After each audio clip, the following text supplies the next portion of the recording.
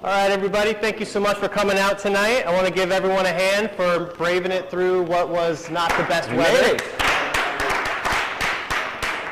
All right, welcome to Grid Manassas. We are a community that is here by investors for investors. Our goal is to make investing accessible through association.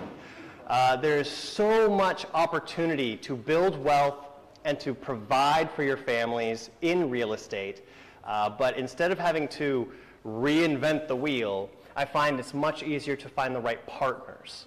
And so that's what tonight is about. It's not about me, it's not about Matt, it's about you meeting that next serendipitous connection that is going to bring you to your next level. Right? I've never made a dollar without another human being, so instead of, YouTube University and books, which are both great, I want you to get out there and I want you to make human connections and try to find a new business partner, someone that you're actually going to do business with in the next 90 days, okay? Now, as for tonight's topic, we're going to talk about how to estimate renovations, focused on analyzing costs and minimizing mistakes. All right, so we ready to get started? Yes. All right. Before we start, a release of notice that we are filming and there's going to be photography. So if you're in some sort of witness protection, get up and leave because this is going online. We're currently streaming. Okay. When you came in and signed in, you were asked to please get a name tag. I want you to think for a moment about how you are presenting yourself. I encourage everyone to try to make new business partners and try to get deals done. One of the easiest ways to make that happen is to understand how you fit together like puzzle pieces and how maybe you don't, and if there's overlap. Someone with overlap with you, like if you have money and they have money, that's not necessarily a bad thing. You can learn from each other. You can learn what's the best ways to invest my money to protect myself from the downside. You can learn from each other and you can collaborate, but it might not be that you're doing the same deals together necessarily, right? Now, in order to do a deal, there's really three things that you might be bringing to the table that gives you the right to have a seat at the table, as it were. And that is going to be either the experience, that would be red, that's any kind of service provider. It's going to be the deal provider who actually has the opportunity, and it's going to be the person who's funding it, right? And once you reach a level of sophistication, you have a wide network where you're really tapping into that network to build your net worth. At that point, you may find yourself as a connector. Now, I know that we give ourselves that title a little bit as grid leaders because we are focusing so much on trying to build community, but any one of you can be a connector in your life where you could do a deal potentially without having to bring any of these three to the table if you just know the and you bring them to the table to work together, and then you get your cut because you were able to make something that otherwise would not have happened because you were there. And of course, the most important, the beginners. All right, I want to let's all give a little round of applause for all the beginners who are here tonight.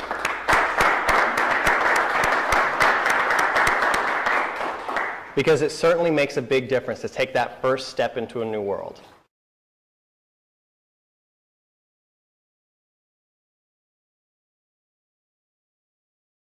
This is one of our breakouts that we do. We have different breakout sessions in our networking event.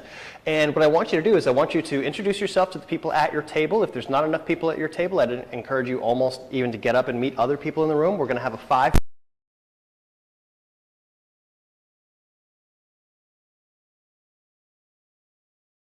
Easiest ways, obviously you could joint venture on an actual deal, right?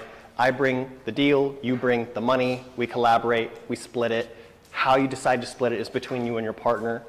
Or you could even earn connector fees, right? If you know if you know what they need and you're able to connect them together, you can often wedge your way into a deal that way, right? So for example, if there's someone who has the money and they're looking to invest it somewhere, let me give a real example actually. I was networking back in February, and there was a realtor that I was talking to. He said that he had a buyer that was looking to acquire an entire portfolio. He didn't want to be bothered with individual one-offs. He wanted an entire portfolio at a clip.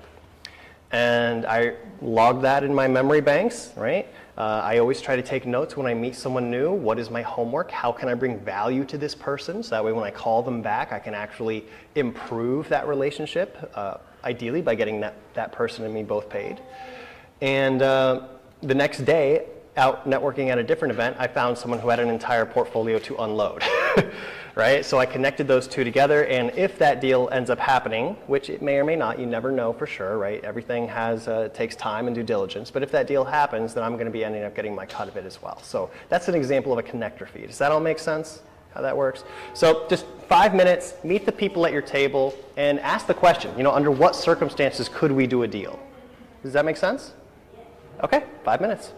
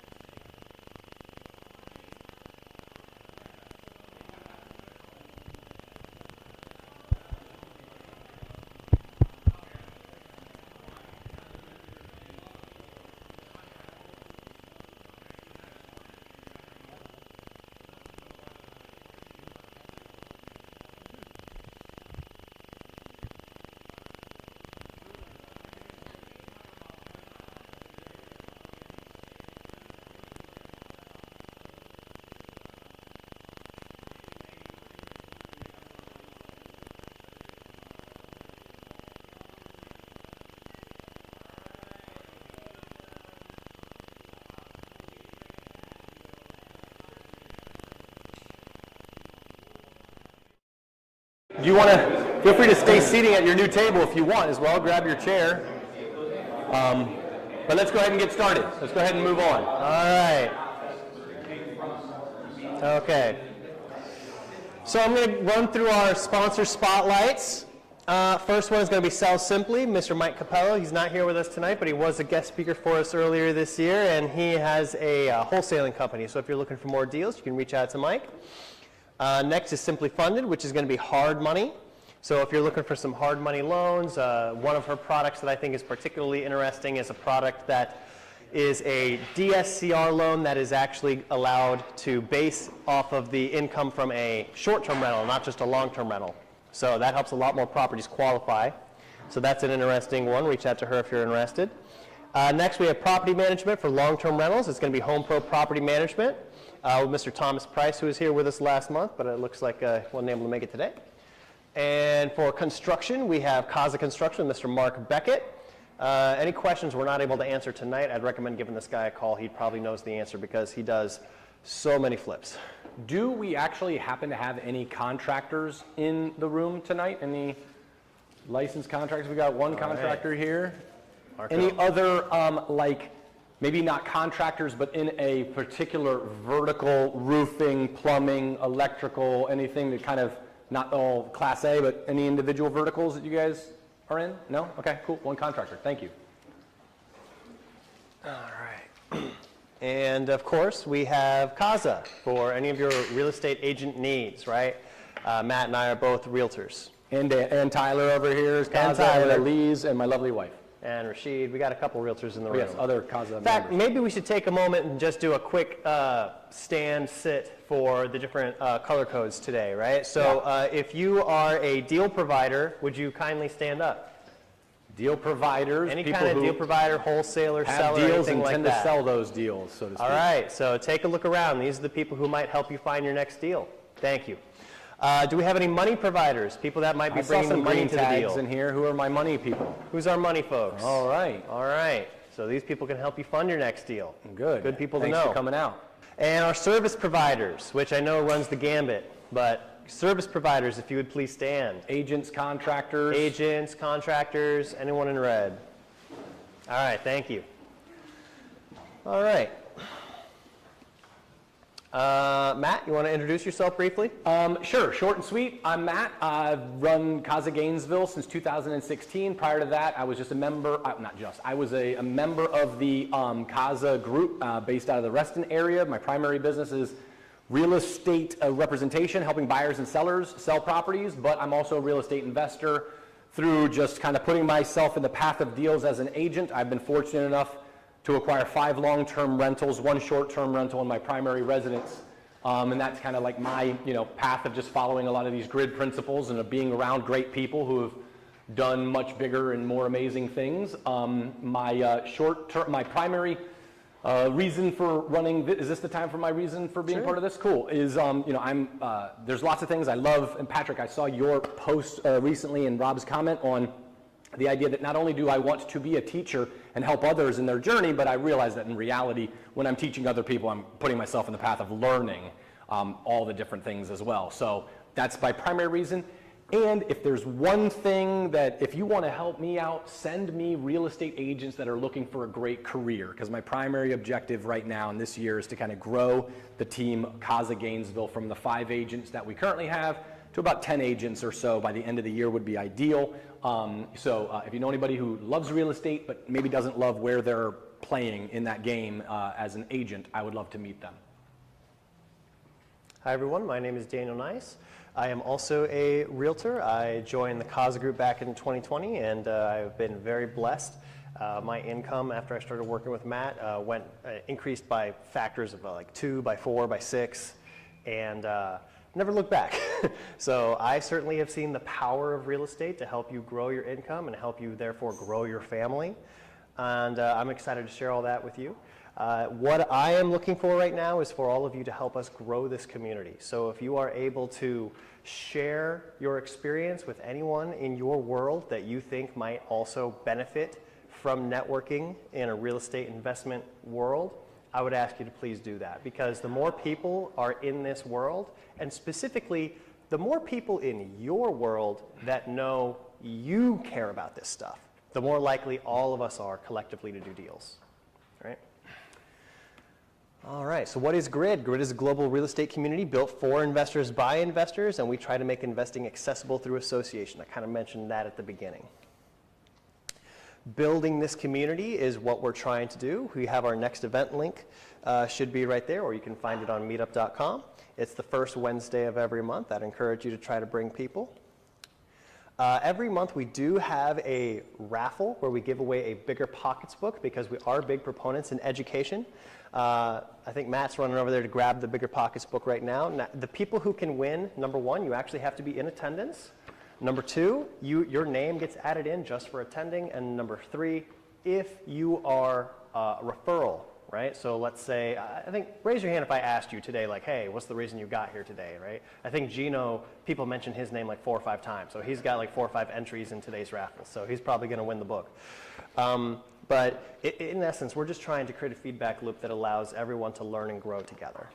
And one little detail is if you were at our January, February, March, and now April Yes, it's event, a running tally. Each month that you were here, your name is in it. Now you got to be here today in order to win. But yes, continue to it's a reoccurring submission every time you attend our meeting. So we're going to do that raffle in just a couple of minutes here. Oh, and the book is the Bigger Pockets book, the book on estimating rehab costs. Couldn't be a better book for tonight's subject matter. So all right, perfect. And so while I'm getting the raffle ready, we're just going to have our second breakout for today. And this breakout is geared towards being social. I go to a lot of meetups, and when I go, I try to get a lot of content. I walk over to each person, get a selfie with them, and then I post that online. And oftentimes, that creates a lot of the concentration of the conversation happens on my page. And so a lot of the people who I didn't know, but they knew someone. Have you ever heard like the different degrees of separation, right? Mm-hmm. You're only like a few points away from Bill Gates or whoever, right? So you'd be surprised how many people you can meet and interact with just by making sure that you're loud about what you do, right? In the realtor world, we say don't be a secret agent because you're not going to get any business that way. People need to know how they can do business with you. So for this breakout, you can either continue your conversations as you were having, or I would encourage you, do some posting, right? Put something out there that lets people know, hey, I am at a real estate meetup event right now. You don't have to mention us if you don't like us, but do something for yourself to attract more wealth into your world. And if you're able to then benefit by cross-pollinating with someone, like there was a woman here named Jael 2 months ago, and she took a photo with us, and she posted it, and she has like 7,000 followers or something, and so there was a lot of cross-pollination between that. So you just don't know, right? Try to build your world, build those bridges, be nice, be a giver, and yeah. Perfect. And I'm going to set up the raffle while that's going on. Okay? 3 minutes? 5? Okay. It's a networking event. I want them Perfect. to talk to each other. Perfect. All right, go ahead.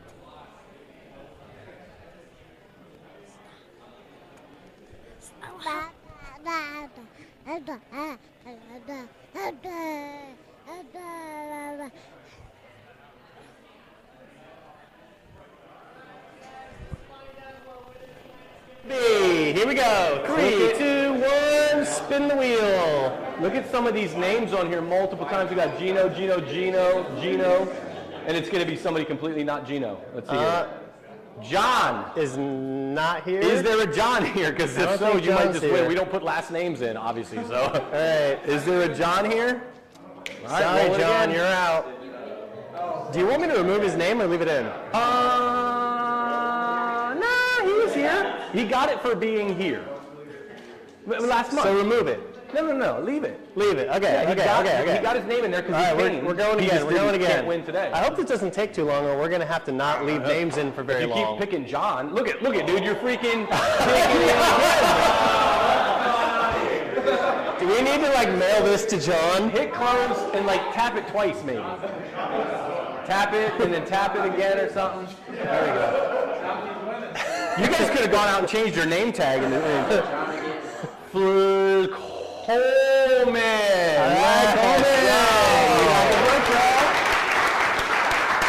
I get to take a selfie with you while I give you this, if you don't it. mind. Hey, run the mic to Coleman. Hey, Mike. Yep, Adrian's got it. Perfect. Thanks, Coleman. Hey, Coleman, so, and by the way, his mic is not going to reverberate in this room. It's just for the live stream. As a reminder, it is being live streamed. Coleman, so when you were signing in, you were telling me that you actually wanted that book. Why is it? Why is that the case? Yeah, well, I've got a flip going on right now, and I guess I should have estimated the rehab before I bought it. Live and learn. Yeah. So, Oh, that's awesome. Congratulations, man. yeah, thank you. Awesome. All right. Back to business. Here we go. All right, quick touch on this year's calendar. So we begin the year by going through all the different excuses. You know, I can't find a deal, I can't find the money. Pish posh, we can find all those things for you pretty quickly. The next thing is to actually get your first deal, part of which is estimating reno, so that way you don't buy a bad deal, because that'll be the last deal you ever do. And then negotiating will be after that, next month. Now, next month, we actually won't have access to this space because they're using it for something else, and they won't Because let you us guys have took it. too long to get out of here last. No, I'm just kidding. I'm kidding. So just be aware in the announcement. We're gonna send out an email. We're gonna update it on meetup.com. It's gonna be in a different location one time. But then after that, we're resuming back in here. After that, we go into getting transactional wealth through wholesaling and flipping. Then we teach you how to get residual wealth, right? Long-term, real investing wealth with long-term rentals, short and mid-term rentals, and of course, house hacking. If by October you still haven't bought anything and you're brand new, let's teach you how to hack your house. And then finally, generational wealth is how we finish out the year with tax and legal and business planning. Okay? Tax, legal, business planning, and we'll probably merge with a couple of other meetups and do like a holiday party or something. Yeah, right? there's At always least a you guys will be holiday invited party at the end of to the year. that, and there'll be a bunch of other grid meetings there. Yep. Okay, how to estimate renovations. Let's get into it. Important legal stuff, not a lawyer, not a whatever, blah, blah, blah, don't sue us. Do your own due diligence. We are just giving We're just a couple of guys, all right? generic advice. Yeah. Okay. 4 levels of renovation. We'd like to break down our renos into one of 4 levels, right? I want you all to start thinking of beginning with the end in mind. Probably the first book I ever read that was a nonfiction book that really had an effect on me was the 7 Habits of Highly Effective People. I don't know if you ever read that, but that first habit, begin with the end in mind, is so important. Because the level of renovation that you're going to do on a fix and flip is different than the level of renovation that you're going to be doing on, say, a long-term rental. And what neighborhood you're in is going to matter. What kind of renovation is expected in that community is going to matter. Who's your end buyer or who's your end renter, right? A long-term rental is going to be totally different than, say, a short-term rental, right? That Airbnb market has a different level of expectations. Same thing for mid-term rentals. If you're going after, say, travel nurses, those travel nurses might have a different expectation for what they want to see furnished in their place than, say, someone who is a corporate person, or an insurance, right? Someone who actually has their own stuff that they would have to store if they don't have room in your place. So figuring out who your target market is going to be very important. But generally today, we're just going to cover 4 levels, right? Kind of going from bare bones up to like a full gut. And the factors that you are evaluating to determine the end finish, I'm just throwing these out there, and I'd love if you guys have anything else that you think would kind of factor in, but like, 1, how are you going to, what is the actual investment? Like he said, short-term, long-term, mid-term, flip, whatever, right? What is that? And then 2, what area you're in. Yep. The location. 3, what are the comps you're comparing against? maybe your budget. I mean, like, there may be some practical factors where you're like, look, I'm not going to be able to do this, that, and the other thing based on your own, financial scenario. Is there another? I mean, even just take that third one and just say it a different way. Yeah. Don't over-improve, right? If you're just doing a long-term rental and you pull up the comps, right, the comparable leases from the last couple of years, and you look at them all and you're like, all right, $2,100 a month, $2,100 a month, $2,100 a month, and you go and you look at the photos and the place looks like it's your grandma's basement. Like, nothing against grandma, but I mean, I don't know, maybe some of you have a really fancy grandma.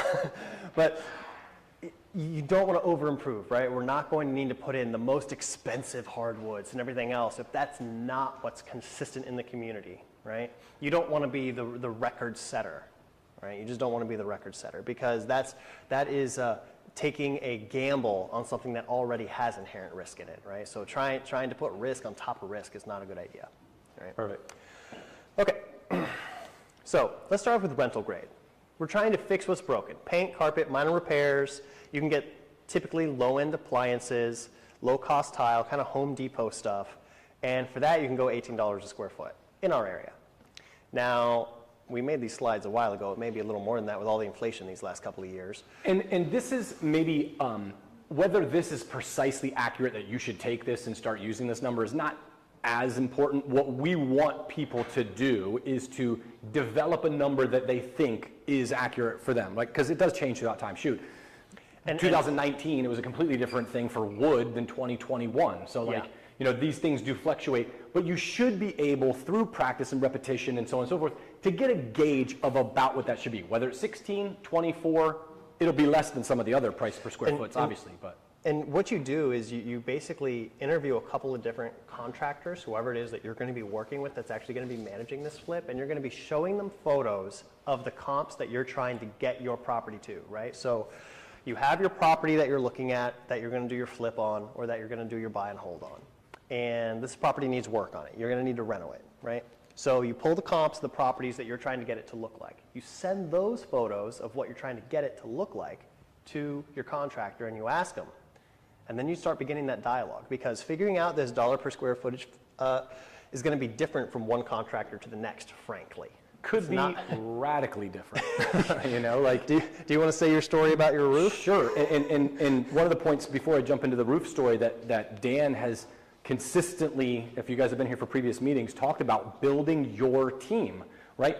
The quality of the team that you build is going to impact this number, right? Like you can have, the quality of the team that you build, the scale of the business you run, right? If you've got a contractor that you're sending one deal a year to, there might not be able to be enough leverage for you to really expect to get some massive discounts for the work that they're doing on your properties. As you scale your business and you go from one deal a year to 100 deals a year, you can certainly have enough leverage to get one or multiple contractors to start cutting you deals. And you're going to want to do that. So like the quality of your team can definitely impact this. But to Dan's point about it being a radically different, you know, from one contractor to the next, I unfortunately this last month had to switch homeowners and car insurance on my 7 houses. And I was like, oh, you know, so, but going through that process, one of the homeowners, the company that I went with inspected the properties after I had, you know, kind of gone with them, and they found that one of the houses had a roof that they wouldn't insure it at the replacement value. It was this ACV or ABC or something like that, which basically means that, you know, they're only going to do a certain amount of it because the roof was not in great shape, which is accurate. So I was like, hey, let me go see some roof contractors to see what kind of quotes I can get for getting this roof fixed. I might just do it on my own, because just as a financially conservative individual that I am, maybe I put the new roof on there, then I get the replacement value and I move on with my life type of thing, right? So I got 2 contractors to come out to the house this week to look at it. One is cutting me the best deal he can possibly cut me because he is a great guy and he's cutting me this great deal, and it's, you know, $17,000 to $18,000 for this roof. I'm like, okay, well, let me just see what the second opinion might be. Another guy comes out, gives me his opinion, and we're at $11,500.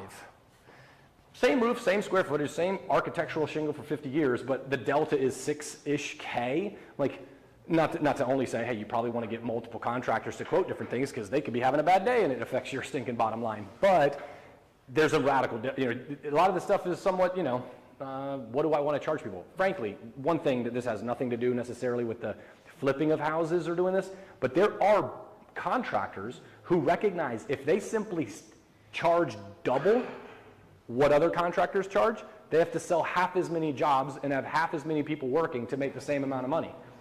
That's their right. That's their prerogative as a business owner in the United States of America to charge anything that you want to charge. You just got to find out if that's the business that lines up with what you're trying to accomplish as a real estate investor. So anyway, just an example. And I do recommend when you're new and you're trying to get a hold of these numbers, that you do talk to a bunch of different contractors when you're new to figure out what is loosely accurate, right? Because if there's a huge difference and the outlier is on the low end, that could be just as big of a red flag for you, right? I mean, I was on Instagram this morning because, you know, mindlessly scrolling, and I saw a guy who was like an electrician coming in to check on this lady's house, and he's looking at it, and it's all terrible. And he's like, you saw the same one? And he's talking to this old lady, and she's like, yeah, my son's really handy with electricity, and he came in and he did it. And he's like, oh yeah, when did his house burn down? And she's like, oh, 2 years ago. Hey, how did you know his house burned down? I'm sorry. Okay, that's not, I thought it was hilarious. Anyhow. One other thing just to mention here is at the rental grade level, you can certainly, and it may even be advisable from like an insurance standpoint, to get a licensed contractor that's going to do all of these different things. And depending on your risk tolerance, you may get a great handyman painter, a different carpet guy, somebody that comes in and does some light fixture replacement, have a plumber, and kind of be the GC yourself. Could it blow up on you because you didn't have the insurance and so on? It could. Yeah, meet all the Depending subs. on, being at the lower level of renovation costs, it may end up saving you a decent chunk of change if you got great people. I've heard that if you just go to Home Depot at the right early morning time, you'll meet a lot of the people that you want to have work on your property. Right? Probably not a bad idea. Okay. So let's go up to the level 2. This is going to be a much more simple rehab. You're replacing all the fixtures in their existing locations. That's going to be all the switches, the plates, basically everything that people can see, look, touch, feel. It's like the lipstick that goes on the pig to make sure that it's going to come across as beautiful as possible to the people who are going to be viewing it, right? This is going to be all your interior paint. It's going to also include the entry-grade carpet and or hardwoods, entry-grade granite in the kitchen, roughly $2 a square foot tile in the bath, because again, you do need to control costs, and we're not trying to over-improve yet. We want to include approximately 4K as an extra for like a roofing, an AC unit, or something. So we're kind of bumping the overall price per square foot up to $38 per square foot. And by the way, this is not the only way that you can estimate things. You can estimate by the room. I know plenty of contractors who sometimes when I'm going to have them estimate work on my property, they tell me, okay, Dan, I'm going to do this much for a bathroom, this much for a kitchen, and tell me what you need. Right? That way I'm kind of roughly getting the idea of what I'm going to do if there's only certain things that I need. So that's an entirely separate way of doing it. But when you're evaluating 30 properties a day, which I sometimes am doing, I need a rule of thumb that I can then later have corrected by my actual professionals, right? If I'm going to be evaluating, like put yourself in the investor's shoes for a second. You're going to evaluate 30 properties tonight, after dinner before you go to bed, and you don't want it to take forever. You find the square footage and you multiply by a number, right? And that gives you an estimate to know if you're in the right universe. And if you're in the right universe, then it's time to do the rest of the due diligence with an actual professional who can give you a scope of work. Does that make sense? And typically when we're doing that, our ideal is to slightly overinflate the costs, not slightly underinflate the costs. You can always negotiate down if you feel like, I could cut some corners over here. It's always harder if you're underinflating, et cetera. Sorry. So. My finger slipped. All right, the third level would be just a basic remodel, and this is going to be everything that a simple rehab plus all the doors, the windows, the trim. This level adds a lot of value by enhancing the existing layout potentially as well, such as moving or removing 1 or 2 walls to open or combine spaces. We can do some minor plumbing or electrical, and we could expand, reconfigure the kitchens and baths. And we're including another $8 grand in there for extras like the roof, HVAC, driveway, et cetera. And that gives us $50 a square foot. This 8K and 4K on the last 2, by the way, is heavily dependent on size of house, right? I wouldn't normally use a 4K buffer on anything other than a townhome or something smaller than that, frankly.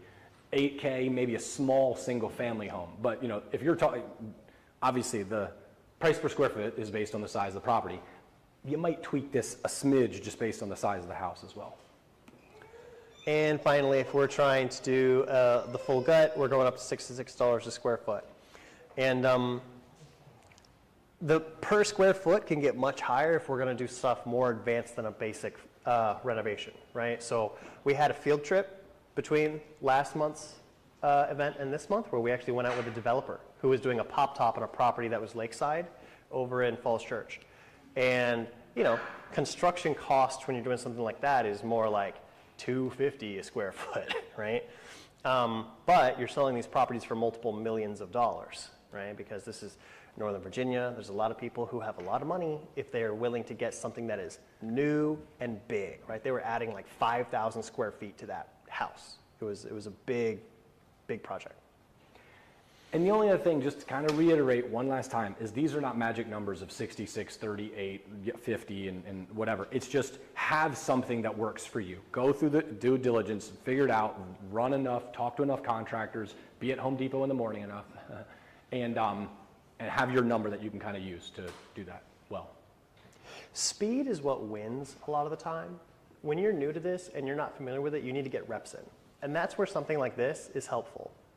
You're not here learning from us about this if you are yourself a contractor who knows your numbers, right? Or if you've already done 15 flips, you don't need to hear this. But for the people who are new, who need to do their paces, having some math that they can run so they can sit down and run it on 200 properties is going to allow you to go from someone who does nothing to actually doing their first deal, right? Because they can get, if you, I promise you, if you analyze 100 properties, the number one out of that 100, even if you're off, is going to be the best out of those 100. Now you know where to spend your time to actually get a contractor involved and get hard scope of work done. Does this make sense what I'm saying? Yeah. So this is a lot of the stuff I end up doing with a lot of my clients. I say, here's all the properties that we're considering, and they say, okay, here's the 30 I like, and then I kind of help them get that math done, and then we pick our top 3, and then those are the ones we invest our time into. Does that make sense? Yeah. Question. In this, Adrian, Oh, yeah, if you don't Mike. mind, mic 'em. in this imperfect formula, the 8K on number 3, does that stack with the 4 from number 2 for 12, or is it just 8 in total? What they're actually saying is this price per square foot includes this 8, so they're kind of like baking it into this. And what I was kind of trying to say is just, if this is a really big house, I'm going to flip this to 16, which is going to push this to 55, kind of thing, right? But it's supposed to be baked in and not therefore it doesn't matter if it stacks. It's trying to give you a sense of how much of the budget was allocated to that, because if you find a property that has, say, a $50,000 foundation issue, this doesn't cut it. This formula is going to give you an outlier answer that's not accurate, right? And you figure that out, right? You figure that out. If you, like I said, if you do your math on a large number of homes, you pick the top ones that are already, based upon the math you've done, have the best chance of being the right winner, then you run hard math on those. And the hard math, unless you're a contractor who's actually specialized in this, or you've already done a dozen flips and so you have a track record to speak of, what you need is a scope of work from a professional. And no amount of YouTube University is going to fix that for you. You need to actually run the reps. Does that make sense? We didn't mention this before, but we love if you guys have questions or anything. Any other questions real quick before we go further? We're going to give you some visual examples, but any other questions real quick? Perfect. So Yeah, these are we just just- like some examples you can kind of see, befores and afters. This is, there's dozens and dozens of different examples you And could I actually have a question for the group. How Yeah. do you know what level of improvement to go with? How do you know? Comps, right. You go with comps. What if you are trying to do a flip, and so you're trying to find out what's hot right now, and there's not a comp in that market for that flip? New construction. Go visit a new construction that's nearby. They will show you, based upon all the marketing they've already done and all the research they've already spent, go visit a new construction model and see what materials they're using. That'll be a good clue. That'll be a good starting point. But so yeah, here's some exterior. Exterior definitely matters. Notice that they got rid of a lot of the vegetation. We were able to get it to a nice clean presentation, okay? This one here as well. Notice that we're not trying to over-improve it, but we do need to clean it up to make sure that it not only pops for the pictures, but when you're there, that you can have a good experience and not have muddy feet. Can I jump back real quick to the comps thing? I just want to share this. One of the things that I think if you can develop this objectivity when you're doing flips, it will make you and save you so much time and pain and make you so much money. And that is not seeing what you want to see, but really trying to be objective about what you're seeing, right? As a real estate agent, I'm constantly dealing with home sellers, and I cannot tell you, I mean, today I had a 40-minute conversation with a seller who was trying to help me see that their house was the greatest house in the history of houses type again, right? And it's natural. It is totally understandable why somebody's like, dude, because what that seller is thinking is, I'm not just selling you my house, I'm selling you a box full of memories that I've had for the last 10 years, and I want you to understand how valuable this is to me.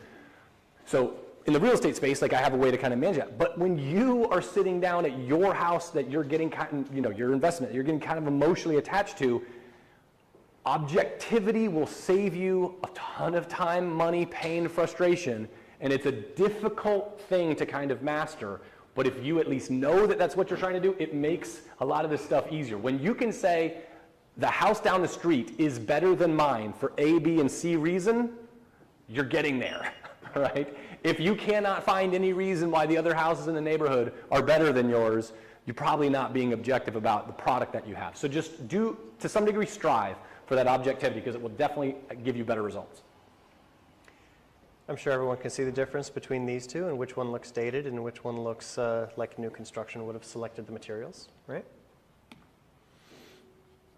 A lot of the times you can save a lot of money by salvaging a lot of what's there, but don't bend over backwards for it. If it would look better and be almost the same price, just go with the new stuff.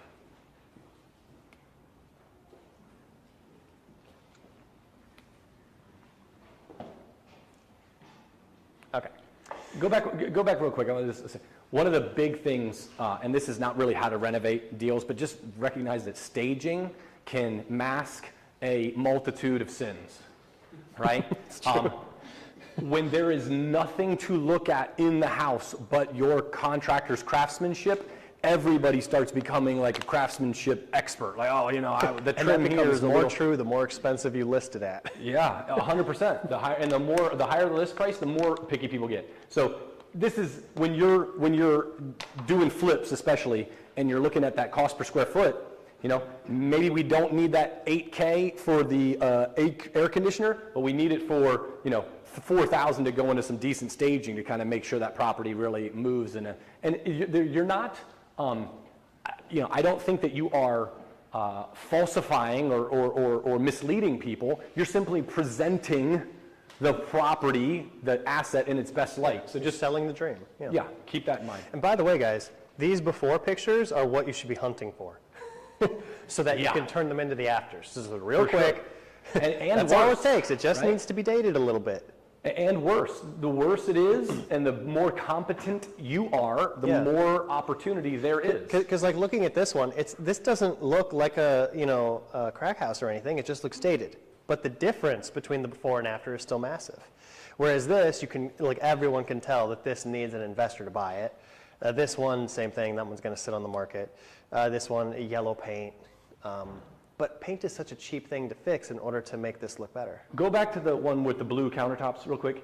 This is that top level reno though. Just in terms of like a visual representation, I know this property. I was involved with the owners, the flippers that did this. This is what we're talking about when you're going for like the probably north. In this case, I'm pretty sure it was north of the $66 a square foot. But we're moving walls, we're changing. I mean, this is the same kitchen from the same angle, right? Like this is a very different product. So you can do that. The neighborhood would support it. And so that they were able to do that and make a good money on that one. Anyway, I just want to give it an example of that higher level one. Just want to throw it out there. We have something called the Grid Real Deal Guarantee. The reason why we call it a real deal is because this is only a guarantee if the deal is a real deal, right? You can't be bringing us something with no meat on the bone and expect us to work a miracle. Right, Tyler? We're not Jesus. But if you have a potential deal and you know there's something there and you just need help to get it done, maybe you lack the experience, the connections, the funding, whatever it is. We have a big network. We can help you pull it across the finish line and make sure that you still stay in the center of it if that's what you want to get your due. So if there's anything like that, please make sure you send it to us. We'll help get you across the finish line. You're not alone. And the guarantee is for if it's a real deal, we'll help you get paid. But if you don't even know if it's a real deal and you need a second set of eyes just to be like, bro, is this a real deal? Dan and myself, we will look at it with you and just be like, here's where maybe isn't, or here's where, yeah, you got something, and what are the parts that you're still missing? We can kind of help put those together for you. And take our word for it? No, not necessarily. But you want a second set of eyes for free? We're happy to do that. Yep. Q&A time. Anybody have questions before we move on with the show here? One question can I give? Yes, thank you. Mike Mann, Adrian, yes. Where are the deals? Ooh. Can I have where's our calendar? Can I have the Go back deal? to our calendar. Okay. No kidding. Go ahead, Dan. Can I have our deal finders stand up? Yeah, that I can make money on. So they don't stay in business if you don't make money on their deals. I mean, that's part of the value proposition that they can do. I mean, Will, you did a deal with somebody in our organization a month or two ago, right? That's good. That's good. So there are deal finders, as Dan was talking about. Marketing, networking, and prospecting are the three places that you can find deals. Networking is what Dan was just talking about with the deal finders that are in here. If you've got if anybody, I'm talking to her, but this is for everybody. If you've got a buy box, a defined what it is that you're looking for, the more people that know what that is for you, the more likely that networking can be a result. Marketing, if you're like, you know what, to have a level of specific knowledge that's going to really give you the confidence that you're taking low risk and getting a good return, right? Because without specialized knowledge on, let's say, a geographic area, which is what I prefer, it's hard. Like, is this a good deal? I don't know. I've never been to this freaking neighborhood before. But there are certain neighborhoods, maybe where you already live, or just some place that you're familiar with. You're like, I'm going to study this, I'm going to know this, and then I'm going to start marketing to it. It's not necessarily the first approach that I would take. I would do the networking and prospecting first, but the marketing one is like, cool, I'm going to start sending golden letters, or I'm going to start knocking on doors, or I'm going to just start, quote unquote, driving for dollars and seeing whose grass is overgrown and whose, shutters are hanging off because that person's probably got some need or whatever it might be. So the marketing could be in a geographic area as a simple way to kind of employ that strategy. And then the prospecting is getting on the phone. There's all sorts of different things, and we're going to be covering where will we be hitting some of this? So I would encourage you in Fine February, deals we February. went through the whole masterclass on it. It's on YouTube. Go back and watch the playback. Try to send you a link. In the prospecting, we go through a whole thing. Like there are, what's the And website also, called, Dan? Mike with Sell Simply. So if you're interested in prospecting yourself to go find your own deal, every Monday he actually runs a group where he will guide you through it. Yeah, kind of like a call session with a bunch of people to hear how to do it. So prospecting would probably be the first best place. Networking and prospecting would be the best places because it's low investment and you can get actual results. And then ultimately going into marketing when you get an area that you're like, I'm going after this area. I'm going to be the lady that's doing all the deals here, so to speak. Great question. Great question. Any other follow-up to that? And Do you feel like that answered it? yeah. Good. Okay. Any other questions? Sorry, Adrian. Any other questions? I was going to ask a question to follow up on hers. Yeah. So I found the house, right? It looks like crap. Perfect. What do I do? Do I go up there? Do I No, call me. knock on it? Call me. I'll No, do it. call me. We'll go together. No, tell him what to do. Tell him what to do if he finds a house. What are some options that you can do when you find a junky house? Say it out loud, Elise. I can't read your lips. Oh, got it. Okay. Make sure the mic's on. Maybe it wasn't. Okay, gotcha. So, They couldn't hear you. Dan, what do you do? Find a junky house and don't call Dan. What do you actually do? Okay, Of course he so can if call you're you. going to go without me. But he's going to call you because you give him good value right now. Like, Okay. what does he do? So the first thing you need to understand is what is your goal? What are you trying to do with this property, right? Once you understand what your goal is, because you need to kind of have your scripts down, once you go there, you have to be providing value to them, right? If you've ever read Pace Morby's books or know about Pace Morby, he says, go find the bunnies, right? Because he tells this story about how he was able to get a deal. Out of all the people who wanted to get this deal, he got the deal because he was able to find a new home for this woman's bunnies that she had in her backyard. And so since he was able to find them a new home, she was like, oh, I love you. I'm going to go with you. So find the bunnies. You go talk to that seller, and you need to find the best solution for that seller, right? And then that's going to allow, so I do this all the time when I'm working with a new client, one of my new investor buyers, and they need a little help figuring out how to navigate things. I have to explain to them, if we're going to put any money towards finding these deals directly, where the deal's not already made, but we have the opportunity to craft it directly with the seller. In a situation like that, I need to know what my investor wants, because I need to have, that in mind, where if there's a way to get there. But they need to understand not every seller is going to be the right match for that, right? We might go through 4 or 5 sellers who want something else entirely before we get to one that's a good fit. Yeah. Does that make sense? Yeah. Some people it makes more sense for there to be a buy and hold where there's like a sub-2 involved. Sometimes it needs to be a flip or a renovation, or they say keep the best, wholesale the rest. So there's always that. It's like chase the bunnies. Chase the bunnies. For sure. Call Call you know Dan. what the bunnies That's what I are, meant you to know say. your exit. Good job, thanks. I hope that answered it. Cool. Okay, let's go into the monthly deal dispo. So if I could have my deal finders stand up one more time, please. Deal finders, yellow tags. You know I gotta harass you guys. Will's like, right? why you keep making me exercise here? All right, Jeez so, Louise, man. you know Was it what, leg since day we're- today? What's going on with you? No, Will? stay standing. No, stand up, stay standing real Stay quick. standing. Stay standing. We're doing the deal dispo. There's an opportunity for you guys to shop anything that you currently have going on, or if there's a way for us to get on your list, whatever that is, tell us about it. So Rashid, let's start with you. Do you have any deals you're currently shopping? And if not, how do we get in touch with you for future opportunities? You can get in touch by coming up and talking to me. I can give you my contact card. I have a lot that comes across my desk every day, every morning, and I'm always on the phone with other investors, so there's a line as well. We can definitely provide value to others, and let's talk.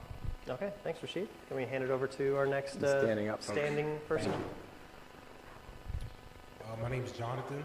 I currently have no deals, but just like this gentleman, I'm looking every day online, sending out letters, making calls. So come up to me, we'll exchange information. If I find a deal, hopefully we can make some business. Perfect. All right, thank you, Jonathan. My name is Ryan. Obviously, the same as everybody. Just come over here and talk to me. I'm always making connections here in the community. Getting more folks doing that networking component. Getting folks to help work with me to find those deals, and kind of looking for whatever you guys are looking for, and trying to marry up those things. So hopefully we can make some deals happen. Thank you. Adrian. Want to hand it over to Will? I'm Will. Everybody, hi. You can find me on Facebook at Will Creedle, or you can come talk to me. I'll give you my contact info. I have deals. Always have deals. Do you have one right now? Yeah, I have multiple right now, but they're spoken for. They're spoken for? Okay. Can you give us, Will, can you give us an example of like the typical deal that I'm using you because you're up in front. So I'm a creative deal finder. I'm also a creative investor. So this is a sub-2 deal. So I usually get sub-2 deals. So think low interest rates, cash flowing properties, low entry fees. Usually I try to be right around 10%, and no banks.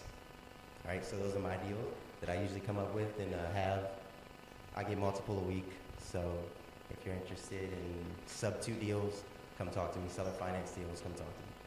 All right? Will, how come we haven't done a deal yet together, man? I don't know why we haven't done a deal. You got to send me one. I don't. You know they don't last long. Well, that's why I'm saying you got to. All right. Was there anyone else who had a deal they wanted to shop that didn't get a chance to speak?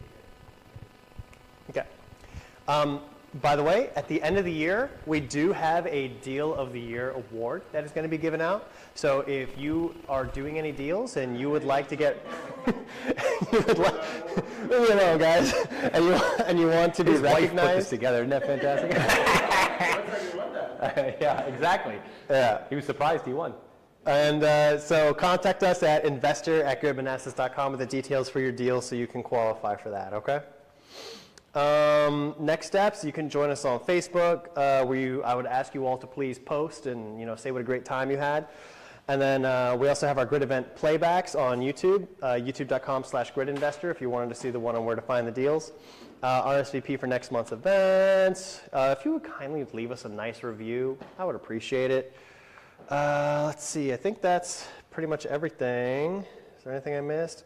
One thing that I didn't do that I want to do is I want to recognize someone in the room who I forgot to recognize, and he took the time to come here today, so I want to recognize him. We have another connector, another grid leader in the room. Patrick, if you don't mind standing up, please. Let's give a hand to Patrick. Patrick is a very accomplished investor, and he also leads a grid chapter. Would you introduce yourself and tell us a little bit about your location? Yeah, my name is Patrick.